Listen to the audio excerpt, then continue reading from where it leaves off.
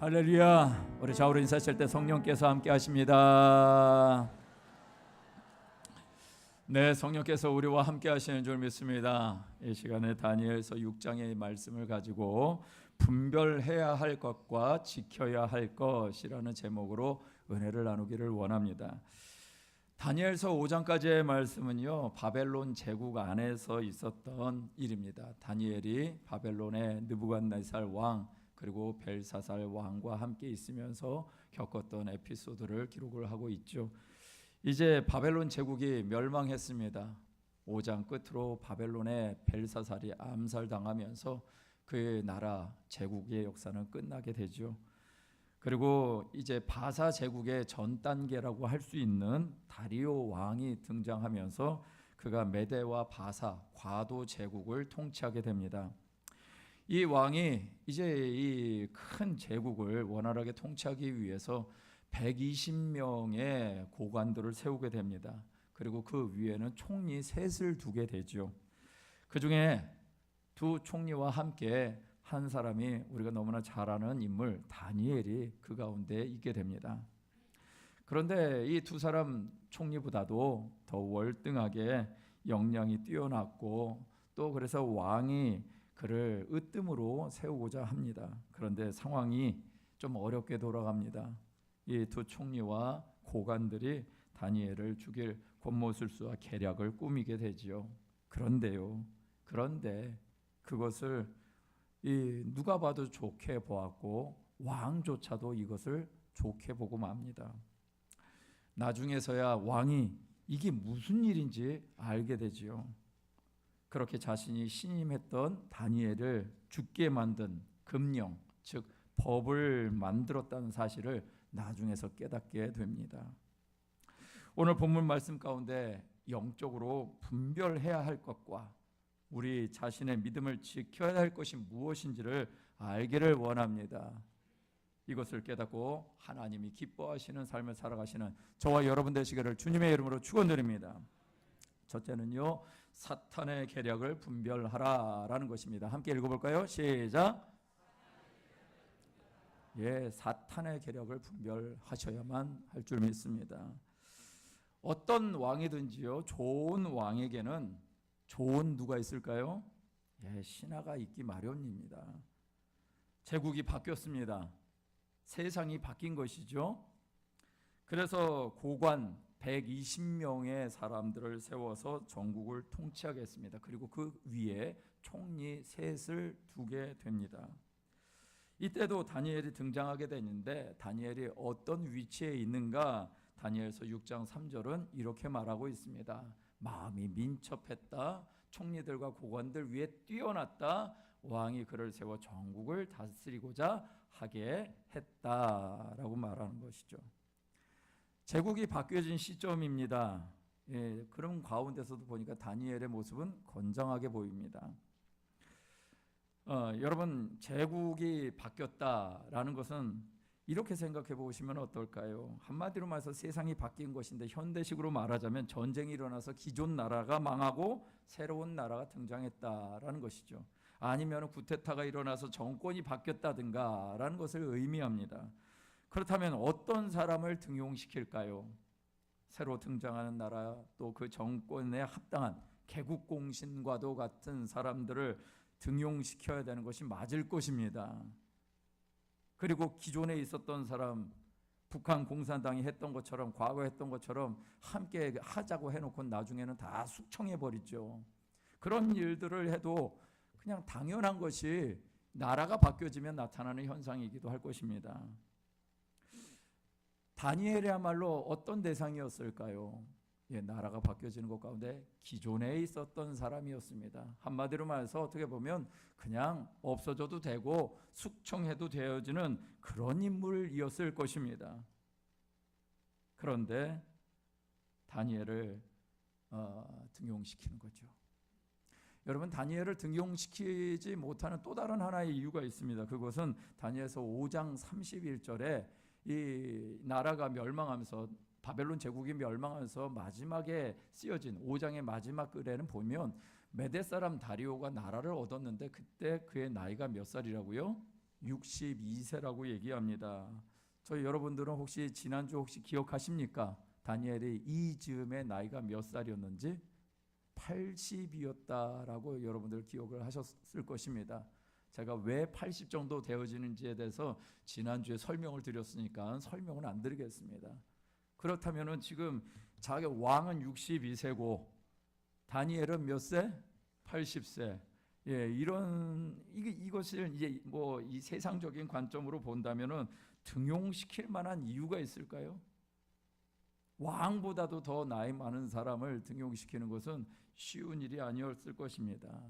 그런데 인간적인 예상과는 달리 이 다니엘은 나라의 최고위급 관리직에 임명되었을 뿐만 아니라 전국을 다스리게 되어지는 그런 일을 맡기게 되는 것이죠. 무엇이 다리오를 통해서 다리오 왕에게 그렇게 하게 했을까? 그것은 이 5장에 있었던 이 벨사살의 왕의 잔치의 사건이 다리오에겐 굉장히 신빙성이 있었고 이 사람 뭔가 있다라고 생각한 것 같습니다.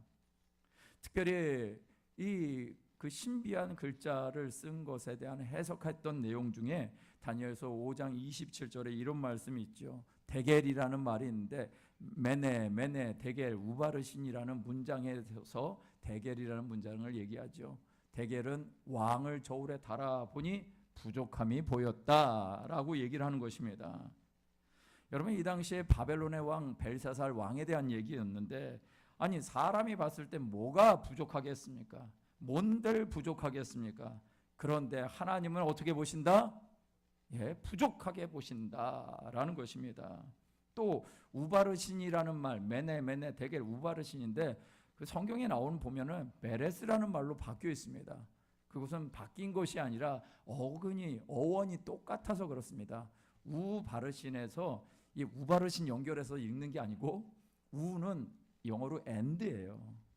그냥 그리고 바르신 이런 거죠. 그냥 베레스와 이 단어가 같은 단어인데 그 의미가 무엇이었습니까? 왕의 나라가 나누일 거다라고 얘기했습니다. 지금 왕의 나라가 나누인다는데 지금 바사 제국의 과도 제국이라고 말씀드렸습니다. 어떤 나라와 어떤 나라가 함께 공존하는 거예요? 메대와 바사가 함께 공존하는 시대에 다리오라는 왕이 등장한 것입니다. 한마디로 말해서 하나님의 계시의 말씀이 그대로 성취가 된 것이지요. 그런 상황에서 다리오가 보니까 이것은 이 사람을 등용시키지 않을 수가 없는 것입니다. 성경은 이 다니엘의 마음에 대해서 이렇게 얘기하고 있습니다. 마음이 민첩하고 뛰어나다라고요. 여러분 우리가 생각할 때 민첩하다라는 것은 어떤 것입니까? 굉장히 뭔가 지혜롭거나 아주 순발력 있게 뭔가 일 처리하는 사람, 그것을 의미하기도 할 것입니다. 그런데 이 말씀의 히브리어의 뜻은요 이런 의미가 있습니다. 그의 민첩하다라고 번역한 부분이 그의 안에 탁월한 영혼이 있더라라는 것이었습니다. 무슨 얘기인가요? 다니엘은요 인간적인 탁월함이 아니라 어려서부터 하나님의 영으로 충만했던 존재이고 그래서 평생 하나님의 도우심을 경험하면서 살았던 사람이다라는 것이죠. 그러나 이렇게 하나님의 도우심을 받고 성령의 하나님의 영에 충만한 존재가 되어도 어려움이 있다 없다. 이 세상에 살아가고 있는 동안 어려움이 있게 됩니다. 왜? 이 세상은 다니엘을 평안하게 내버려 두지 않죠. 주변에 있는 사람들이 시기하고 질투하게 되어 있다라는 것입니다. 그것이 바로 다른 총리들과 고관들이었습니다.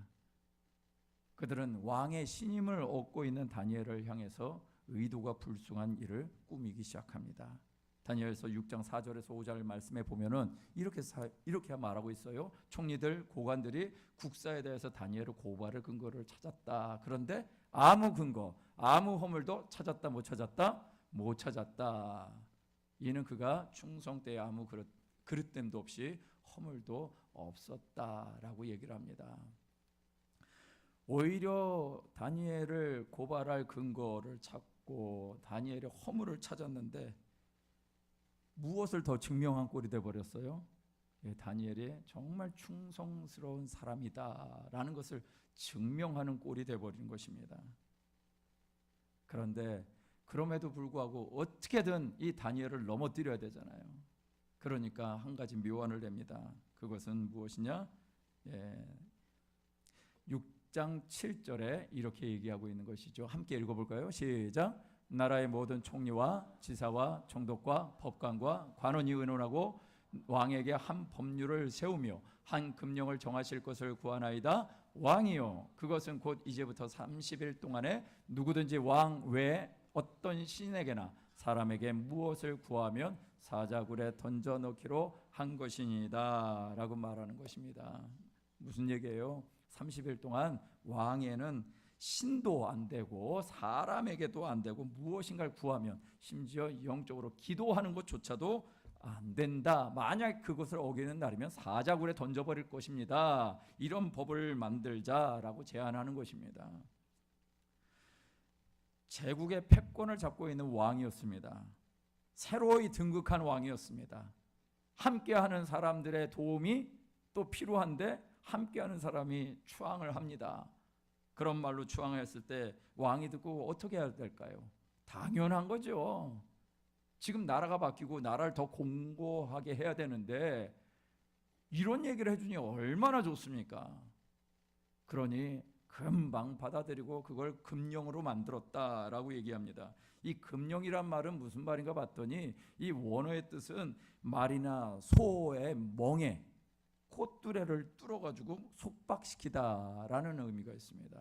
한마디로 말해서 사람을 옴짝달싹 못하도록 속박하는 법을 만들었다라는 얘기입니다. 그런 상황 속에서도 다니엘의 삶의 모습은 한결같다라는 것입니다.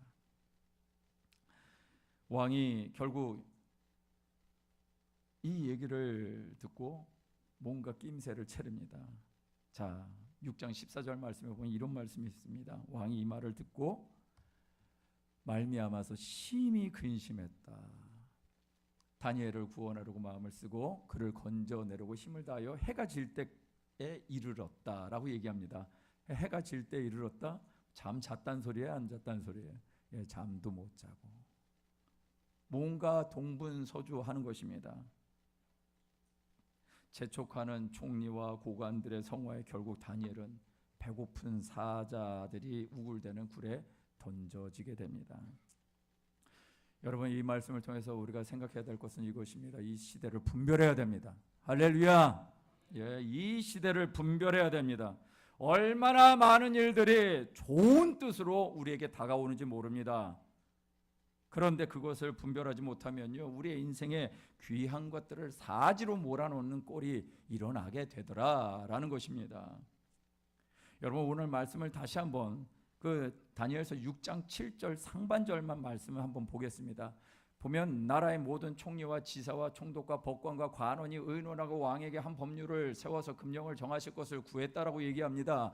그냥 한마디로 말해서 모든 지도자들이 지금 그 일에 다 동참한 것입니다.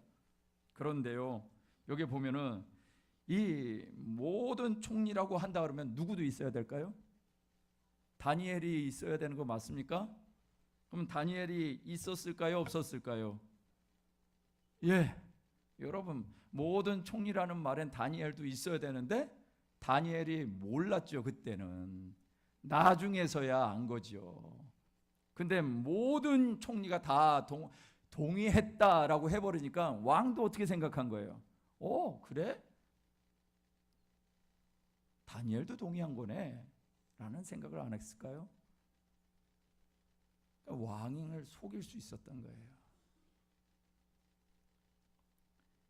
여러분, 아무리 이 세상에 왕권을 갖고 있어도 이용당할 수 있는 것이 바로 세상의 권세요 힘인 것입니다.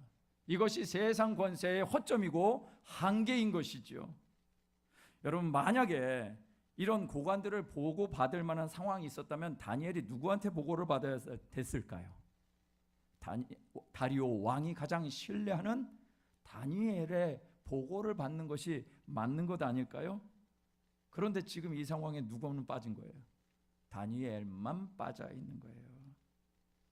다니엘만 빼놓고 모든 총리가 이렇게 동의했다라고 앞에서 말을 해버리니까, 그러면서 다리오 왕을 높여주고 인정해주고 그를 신과 같이 만들어주니까 정작 자기의 가장 귀한 사람을 놓쳐버리는 일이 벌어졌다라는 것입니다.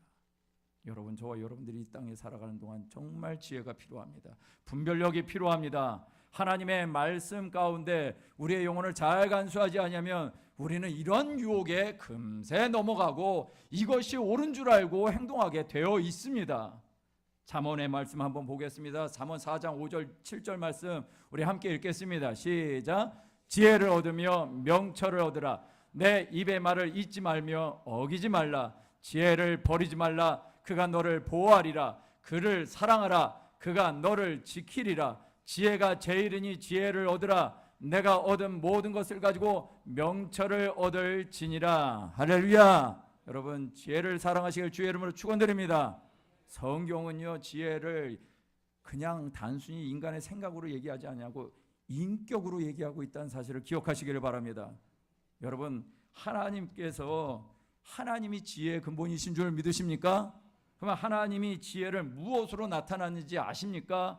오늘 고린도전서 1장 24절 말씀 한 절 더 읽겠습니다. 시작. 오직 부르심을 받은 자들에게는 유대인이나 헬라인이나 그리스도는 하나님의 능력이요 하나님의 지혜이니라. 할렐루야.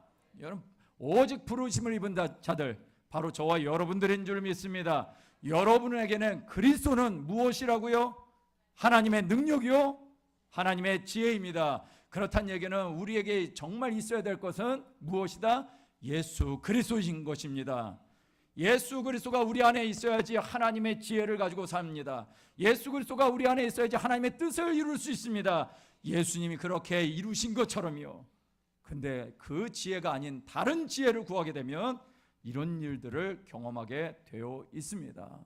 그것이 세상 살아가는 법칙이에요. 우리 청년들이 직장 생활하면서 열심히 하고 그리스도인답게 살면은 세상이 조금 그래도 나아지지 않을까, 그런 생각 가지고 그렇게 수고하고 애쓴답니다. 제가 들은 얘기예요. 그런데 나중에 보니까 자기한테는 명함 한 장 안 준다더라. 무슨 얘기예요? 인정한다, 인정하지 않는다.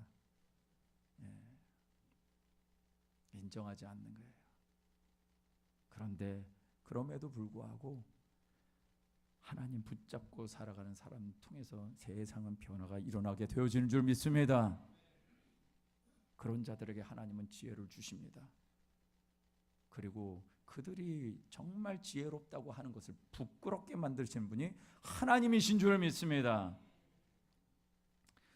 오늘 저와 여러분들의 삶 가운데 이런 하나님, 이 사탄의 계계를 분별하고 하나님의 지혜로 사시는 저와 여러분 되시길 주님의 이름으로 축원드립니다. 두 번째는요, 하나님의 심판 앞에 자신을 맡기라라는 것입니다. 함께 읽겠습니다. 시작. 하나님의 심판 앞에 자신을 맡기라.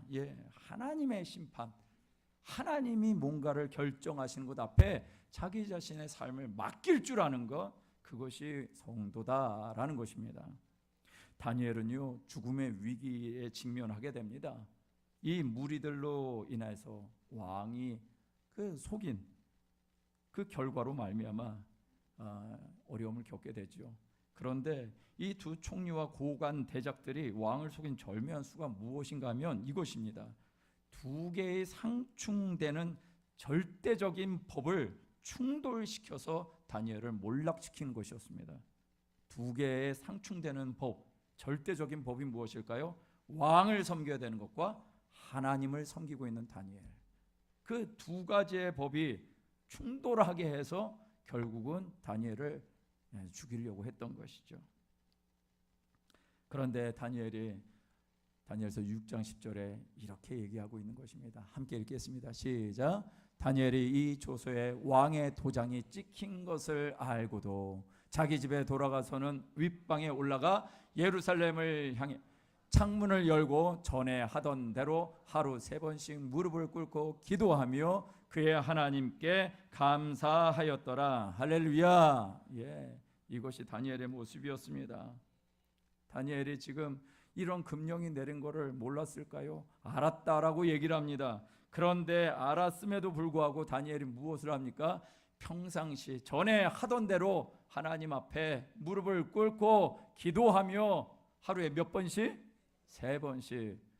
여러분, 한 번 하는 것도 어렵지 않을까요?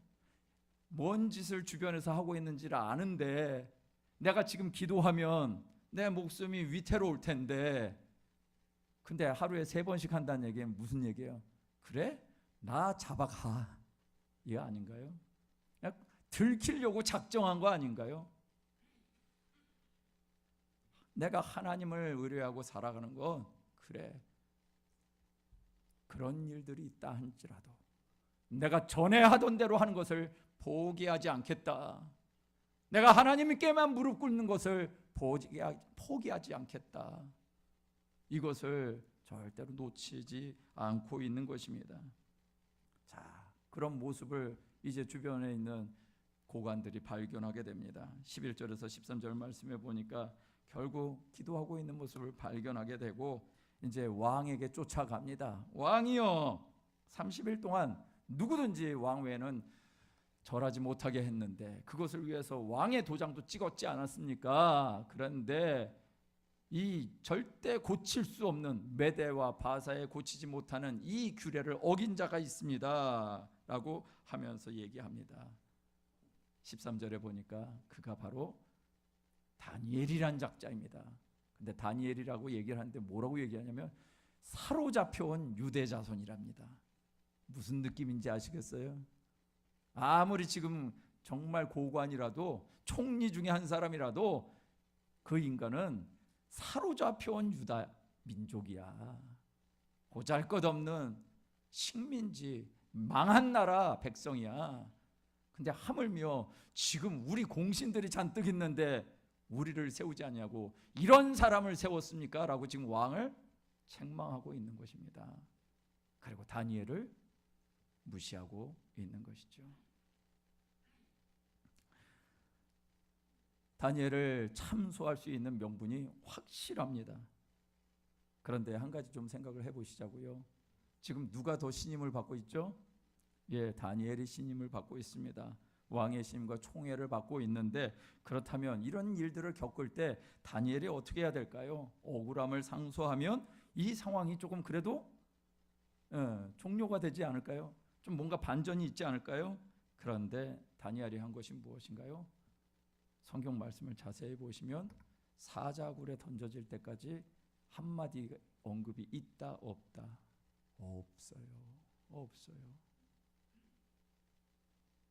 여러분, 마치 누가 떠올려지십니까? 예, 십자가를 향해서 걸어가신 예수님이 보입니다. 이런 상황이 되었을 때 누가 더 안절부절하는가 봤더니요, 14절에 왕이 더 안절부절하는 거예요. 예, 구원하려고 마음을 쓰려고 더 건지려고 힘을 다해서 해가 질 때까지 이르렀는데 그가 이렇게 하는 것을 고관들이 눈치를 채고 다시 왕에게 들어갑니다. 그러면서 하는 말이 15절에 나옵니다. 왕이요, 이 법은 절대로 못 고칩니다 라고요. 결국 왕의 무리의 계략과 자기를 분별하지 못한 선택으로 인해서 다니엘은 이제 끌려 나가서 사자굴에 던져지게 됩니다. 그리고 신하들이 이렇게 합니다. 17절에 보니까 돌을 굴려다가 굴 어기를 막고 왕이 그의 도장과 그 귀족들의 도장으로 봉했다. 무슨 말이에요? 절대로 이거는 바뀔 수 없는 법이다. 다니엘이 사자굴에 갇혀지는 것은 이거는 바꿀 수 없어 라는 것입니다. 여러분, 이 신하들 참 대단합니다. 과연 이 신하들이 진짜 왕을 위하는 것이었는가요? 정말 왕을 섬기기 위해서 충성스럽게 했던 것인가요? 씁쓸하기 그지없는 상황인 것이죠. 오히려 왕의 마음을 성경은 이렇게 말하고 있습니다. 다니엘서 6장 18절 말씀해 보니까 왕이 궁에 돌아가서 밤이 새도록 금식을 하고 그 앞에 오락을 금하고 자기 잠자기를 마다했다. 그리고 새벽에 왕이 쫓아갑니다. 왜? 새벽 미명이 될 때까지 기다렸던 거죠. 그랬더니 쫓아가서 이제 상황이 21절 22절에 나옵니다. 갔더니 다니엘이 오히려 말합니다. 왕이여, 원하건대 왕은 만수무강하옵소서. 천사가 사자들을 봉했습니다. 나의 무죄함이 명백한 것이고 또 왕이여, 나는 왕에게도 해를 끼치지 않았습니다 라고 얘기합니다. 여러분, 저런 상황은 사자굴에 던져져 가지고 왕이여 만수무강하옵소서, 이거 쉬운가요? 어려울 것입니다. 여러분, 다니엘은요 자기 평생, 지금 80이 넘었을 것입니다. 이젠 그 80이 넘은 그 인생을 살아오면서 평생 믿었던 것이 무엇입니까? 하나님을 신뢰하는 것이었습니다. 이것이 다니엘의 믿음이었습니다. 그런데요, 이 안에 또 한 가지 다니엘의 모습 통해서 우리가 배워야 될 것이 있더라고요. 그것은요, 여러분, 다니엘이 지금 계속해서 왕에 대해서 원망하고 있습니까? 왕이 내린 결정을 어떻게 하고 있나요? 그대로 따라가고 있죠. 무슨 말이에요? 왕의 결정을 다니엘이 존중하고 있는 것을 봅니다. 누군가는 그 왕을 조종해서 다니엘을 죽이는데 그 힘을 사용하고, 누군가는 자기의 믿음과 충성심을 가지고 왕의 결정, 심지어 그것이 나를 죽인다 할지라도 왕이 결정하신 것이면 그것이 맞습니다. 무슨 얘기예요? 왕이 지금 어떤 상태예요? 이 왕이 정말 이 새로 나라가 바뀌어지면서 120명의 고관들이 있긴 하지만 그들에게 존중을 받아야지 나라가 제대로 돌아갈 것 아니겠습니까? 나라를 정말 제대로 돌아갈 수 있도록 왕을 생각한 인물은 누구다? 다니엘이었다라는 것입니다. 자기의 목숨을 걸고 하나님을 믿는 것뿐만 아니라 자기의 목숨을 걸고 왕을 지키며 왕의 권위를 세워준 자가 누구냐? 바로 다니엘이었다라는 것입니다. 다니엘은 왕의 명령이 부당한 것을 모른 게 아닙니다. 알았음에도 불구하고 그 권위를 지켜줬고, 이것이 다니엘이 보여준 충성심이었던 것이죠. 이런 사람이 누구에게도 충성할까요? 하나님께도 충성하게 되어 있는 것입니다. 죽음의 참소와 죽음의 위협 속에서도 다니엘의 선택은 한 가지였습니다. 하나님께 충성하는 것입니다.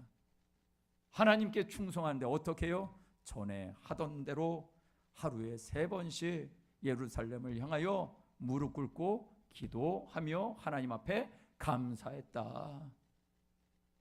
여러분, 이것이 저와 여러분들이 살아가는 삶의 모습인 줄 믿습니다. 이런 삶을 살아갔더니 이런 결론이 나오더라고요. 다니엘서 6장 23절 말씀입니다. 함께 읽어보겠습니다. 시작. 왕이 심히 기뻐서 명하여 다니엘을 굴에서 올리라 하며 그들이 다니엘을 굴에서 올린즉 그의 몸이 조금도 상하지 아니하였으니 이는 그가 자기의 하나님을 믿었음이야. 믿었다. 믿음이 있었다. 이 믿음이 진짜 다니엘에게는 그냥 생각 속에서 나오는 믿음이 아니라 삶으로 드려졌던 믿음이었다. 신앙생활을 하면서 우리에게 어려움이 없습니까? 있습니다. 그런데 하나님을 믿으면서도 고난과 핍박이 다가오면 우리는 여지없습니다. 원망과 불평과 권위자들에 대한 도전과, 이제는 우리의 믿음을 전보다는 건강하게 해야 되지 않을까요? 제가 오늘 말씀을 아침에 이제 정리를 하면서 일부 예배가 끝났어요. 어떤 분이 아주 씩씩하게 들어오시더라고요. 그래서 보니까 어느 권사님이세요. 아니, 우리 교회 성도님이 아니셔요. 목사님 보러 왔다는 거예요. 그래서 이분이 새벽 기도에 우리 열심히 나오셨던 분이세요. 새벽 기도에 열심히 하는데 본인의 교회는 이제 다른 곳에 있는데 집이 바로 이 근처라서 새벽 기도회를 우리 교회에서 들으셨어요.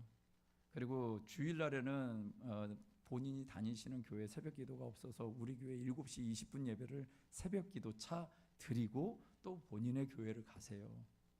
그렇게 신앙생활 열심히 하시면서 또 우리 2017년도 말에, 그래서 2018년도에 말씀을 하나 뽑았는데 그 말씀이 자기가 섬기는 교회에서 뽑은 말씀과 똑같더래요. 이런 일도 있나? 근데 그 말씀이 뭐냐? 평안하라, 평안하라, 그 말씀을 주셨다는 거예요.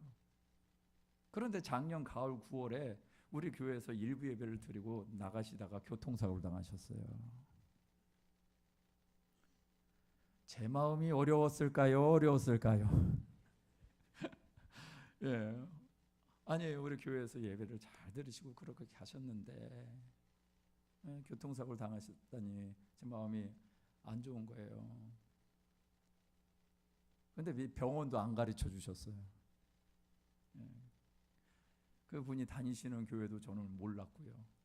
그런데 지금 6개월 만에 아침에 문 박차시고 들어오셨어요. 병원에서 나오자마자 처음으로 예배 드린 곳이 저희 교회랍니다. 그러면서 예배 끝나고 기도를 받고 목사님 인사하려고 왔다는 거예요. 근데 자기의 마음 가운데 그렇게 교통사고 났으면 원망이 있어야 되는데 자기가 받은 말씀이 동시에 똑같이 받은 말씀, 그것이 생각이 나서 평안하라고, 평안하라고. 그래서 그 말씀을 붙잡고 원망하기보다는 병원에 가가지고 사람들 즐겁게 해드렸대요. 사람들을 막 즐겁게 해드리고 복음 전하고 나가기만 해봐라, 막 교회야 기다려라, 막 이런 믿음으로 그렇게 계셨다라는 거예요. 저한테 간증을 막 하시려고 그러는데 제가 시간이 없어서 그만. 어쩔 수 없이. 근데 제가 그걸 보면서 오늘 하나님의 말씀을 전해야 되는데 다니엘의 삶을 어떻게 하면 우리 성도님들이 조금 이해할까, 그 고민을 하고 있는데 우리 그 권사님을, 다른 교회 다니는 권사님을 보내주셨어요. 여러분, 여러분들의 삶의 자리에 문제가 있고 그 문제가 심판대 같이 여겨졌을 때 여러분들은 어떻게 하시겠습니까? 그걸 가지고 이 다니엘을 죽이기 위해서 모략을 꾸민 자처럼 그렇게 사시겠습니까? 아니면 하나님을 신뢰하고 하나님을 믿고 하나님 앞에 내 인생을 맡겨드리겠다라는 마음으로 그 앞에 계시겠습니까? 오늘 저와 여러분들의 삶의 선택, 하나님이 기다리고 계신 줄 믿습니다. 정말 주님을 바라보십시오. 정말 주님을 바라보는 것이 우리의 삶 가운데 진짜가 되십시오. 내 삶의 자리에 돌아가서 전혀 다른 사람으로 살지 마시고 주님과 더불어 내가 살고 이 시대의 다니엘처럼 내가 이 믿음을 지키고 하루에 3번 예루살렘을 향하여 하나님 앞에 무릎 꿇고 기도했던 그 믿음이 내 믿음이 되어지기를 원합니다. 다른 사람들 종교생활 열심히 하는 거 그걸 비난할 것도 아니고 내가 하지 못하고 있는 그런 안타까움을 가지고 하나님 앞에 나갈 수만 있다면 우리의 삶의 말씀이 성취되어지고 말씀대로 내가 평안을 누리고 말씀대로 즐거워하고 하나님의 약속을 받고 살아가서 결국은 이 인생의 위기를 반전시키는 그런 주인공이 저와 여러분 되시기를 주님의 이름으로 축원드립니다. 오늘 이 시간 우리 한번 찬양하기를 원합니다. 여러분 찬양하실 때 찬양의 가사가 은혜로다, 주의 은혜입니다. 무엇이 주의 은혜일까요? 우리의 문제가 없는 것이 주의 은혜가 아니고 문제가 있음에도 불구하고 하나님의 심판, 하나님의 그 결론 앞에 나를 맡길 줄 아는 것이 은혜인 줄 믿습니다. 하나님께 맡겨드린 자들이 어떻게 살겠습니까? 유연하게 살게 되어 있습니다. 하나님을 바라보며 살게 되어 있습니다. 하나님께 맡겨주신 인생은 자꾸 무릎 꿇게 되어 있습니다. 주님 앞에 무릎 꿇고 사십시오. 제가 연초부터 말씀드리죠. 주님 앞에 무릎 꿇고 사십시오. 주님이 일하십니다. 주님이 일하시는 것을 보십시오. 주님이 일하시는 것이 내 삶의 실제가 돼서 주님이 다시 오실 때 네가 나랑 그렇게 살았지, 네가 나랑 그렇게 살았어, 이거 주님이 기억해 주시고 여러분들에게 그런 칭찬하시는 그런 소리를 듣게 되시기를 주님의 이름으로 축원드립니다.